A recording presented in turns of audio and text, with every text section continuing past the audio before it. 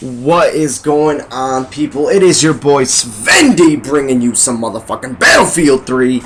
And today, people, we have some wonderful jet gameplay. This gameplay pretty much outlines how to be a professional pilot in Battlefield 3. Alright, so we're displaying a little bit of aggression, a little bit of evasion. You know, kind of getting a mix of everything. I really was controlling the skies here. We're playing on Carg Island, playing some Rush.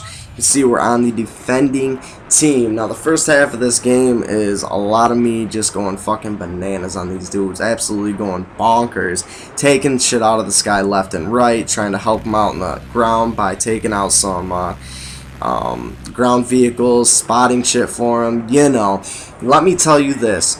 Jets are very underutilized in this game. There is a lot more to a jet than just shooting shit down in the air. There is a lot more to a jet. For one, supporting your troops on the ground is huge. Huge. It's probably one of the biggest things you can do with a jet. Now you can see right here in the match, I just got tagged. Don't be aggressive when you shouldn't be. Aggression is a really good thing, you know, really playing the front lines very heavily, especially when you're defending. But when you get hit or something like that and you need to take a break for a second, let your vehicle start repairing, replenish your flares, that is all you need to do. All you need to do, just back off for a second as soon as you see that your flares are reloaded and your health on your aircraft is starting to rise again.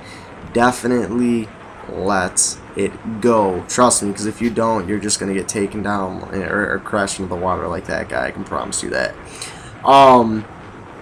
But you know, like I was saying about these aircrafts, these jets being very underutilized for marking enemies and supporting ground troops, the standard loadout I run on the jets is going to be the flares, which is, in my opinion, almost a must. I mean, you could use the ECM jammer, or you can or for the secondary, I like to use the heat seekers. Now, there's a lot of reason behind this. The heat seekers really allow me to control the sky.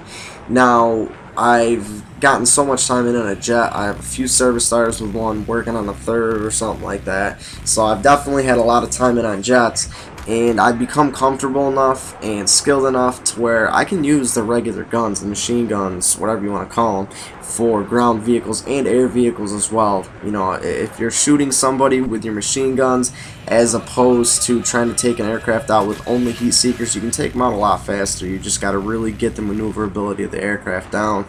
And you know, as far as taking out ground vehicles, a lot of people love to run the rocket pods with the jets. Me personally, I think it's a really great tool to use.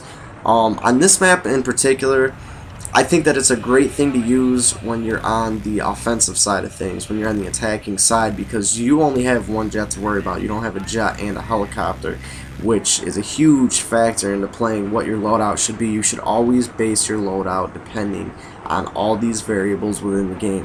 What map am I playing? How many aircrafts are there going to be on my team? How many are there going to be on the opposing team? Are we attacking? Are we defending? So on and so forth. Play your aircraft loadout to the map. I really can't tell you that enough. But you know, it's really just a lot of practice, especially maneuvering. The one thing that allows me to notice if I'm going up against a great pilot or a novice pilot is if they play Ring Around the Rosie. And what I mean by that is if they are continuously just going around in circles in the air, trying to see, you know, who's going to budge first and let off, or who can get the right angle on the other person first. Now, it's almost fun screwing people when they do this and having some fun with it, but realistically, if you want to play the objective and not be a dumbass, you can take them down very easily when they do that. You know, a lot of times when I get into a situation such as that, I know that they're a novice pilot, or as most of you like to call them, a noob. And, you know, I'll kind of play with them. I'll let off, I'll let them get on my tail, and within 20 seconds, probably not even 20 seconds, I'll be swung back around taking them out. It's really, any of you guys can do this. I mean, I'm not a MLG Battlefield Pro. I mean, I know I could be, and I'm probably the #1 ranked player in the world unofficially, but you know what I'm playing. No, but, you know, it's pretty easily you will find yourself getting away from novice tactics such as that one. The more you are in a jet, the more comfortable you become with them. You know, using your brakes and your speed is definitely a big aspect of maneuvering and maneuvering fast. You want to be agile in a jet. You know, really, jets, their main advantage over any other aircrafts or any other vehicles for that matter is speed. Alright, you do have very good agility in them, but the one thing that is a downfall is verticality. And what I mean by that is, if you're going, say you're in a Viper, the best way you can counter a jet's attack is by using your verticality to your advantage. Get high up in the air. Now you're gonna see, yeah, I was running the board against these guys. You know, I don't know, maybe these pilots just really weren't that good, or I was just that good. I mean, autographs. You know, later on today, I contact my agent because I'm cool like that. No, but you're gonna see I do come up against a good pilot towards the end of this game. He is in a Viper, and he knows exactly what he was doing, because what he does is he gets vertical. He gets very, very high up off the ground, and what that causes me to do, that really cuts me off in many ways, because a jet is much more effective when you're swooping downward at your targets as opposed to going upwards towards them. Huge advantages there. But you know, the one thing is what I did in this game that I think really helped us be successful is I stayed on the Viper as much as I could without getting my aircraft destroyed.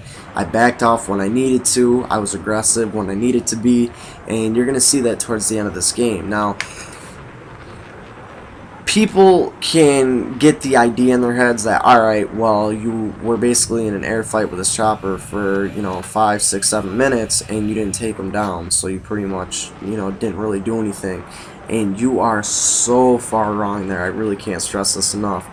What I did is I took the Viper away from my defensive teammates, away from my defending teammates.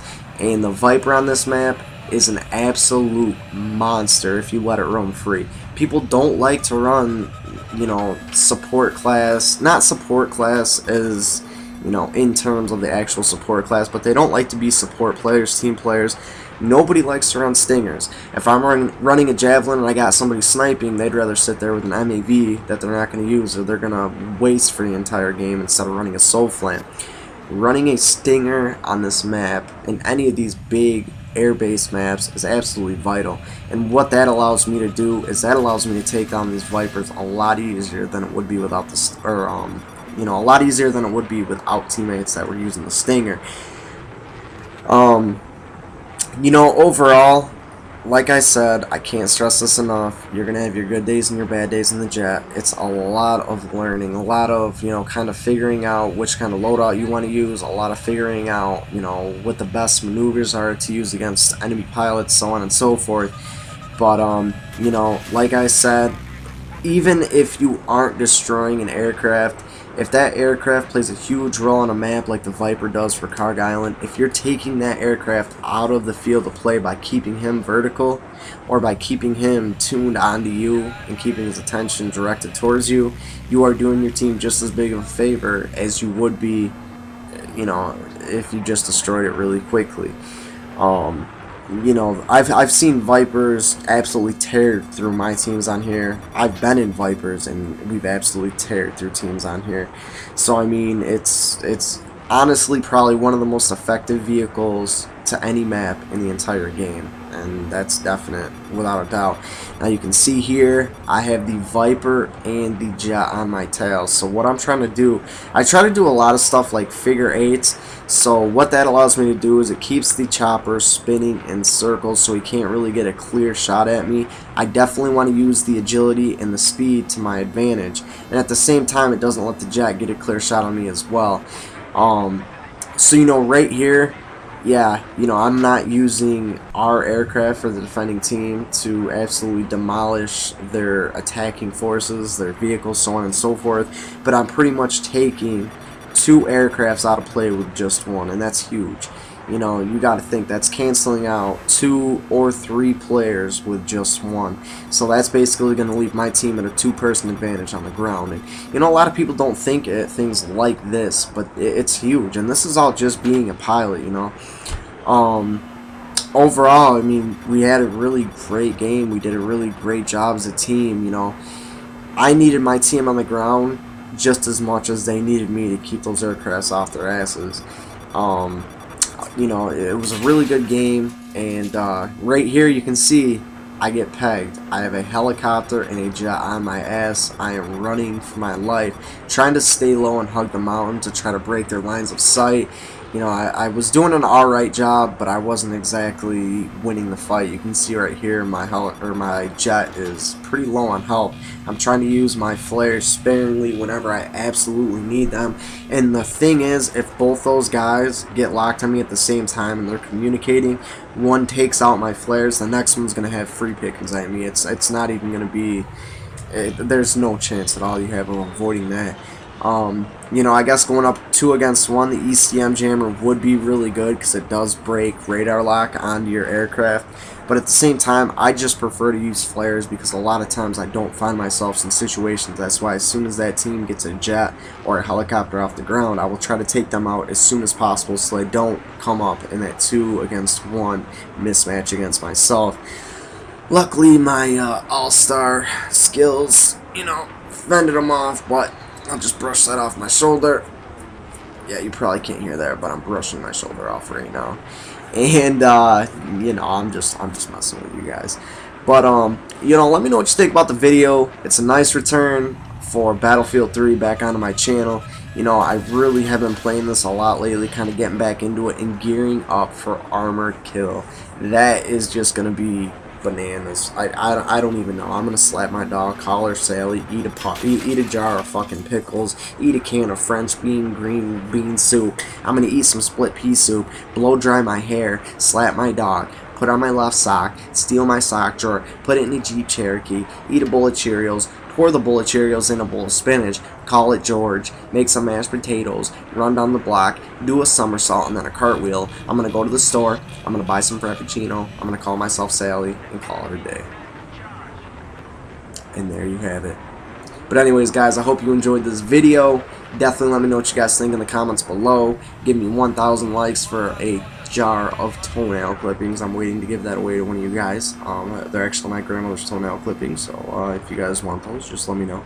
But anyways, people, until next time, it is your boy Sven D. I'll be bringing you guys another video in the next couple of days, and until then, I will catch y'all later. Peace!